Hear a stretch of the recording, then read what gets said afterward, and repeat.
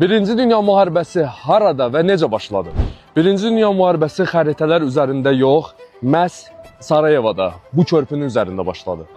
Bir silah və iki güllə milyonlarla insanın ölümünə səbəb oldu. 1914-cü il 28 iyun tarixində Avstriya və Macaristan imperiyasının varisi Franz Ferdinand öz həyat yoldaşı ilə Sarayevaya, bu şəhərə rəsmi səfərə gəlmişdi. Rəsmi səfər proqramı bitmişdi. Onlar artıq şəhəri tərk edirdilər. Hər şey bitmiş kimi görünürdü. Amma yazılacaq tarix heç vaxt sakit bitmir. Onların maşını məhz bu nöqtədə dayandı, ya da kimlərsə tərəfindən dayandırıldı. Həmin an onları burada Gavrilo adında 19 yaşlı gənc gözləyirdi. O Serb millətçi qrupunun üzvü idi.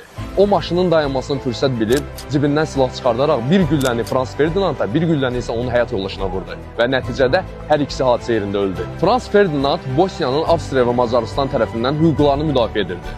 Bu isə Serb millətçilərinə xoş deyildi və onları həddən artıq çox qəzəbləndirirdi. Məhz bu səbəbdən sui-qəsd artıq öncədən planlaşdırılmışdı. Gavrilo sadəcə iki insanı öldürmədi. O artıq hazır olan bir dünya müharibəsini başladan düyməyə bastı. Bosniyada yaşanan bu sui-qəsd müharibəni başlatmaq üçün sadəcə bəhanə oldu. Həmin ərəfədə Avropa partlamağa hazır bir bomba idi.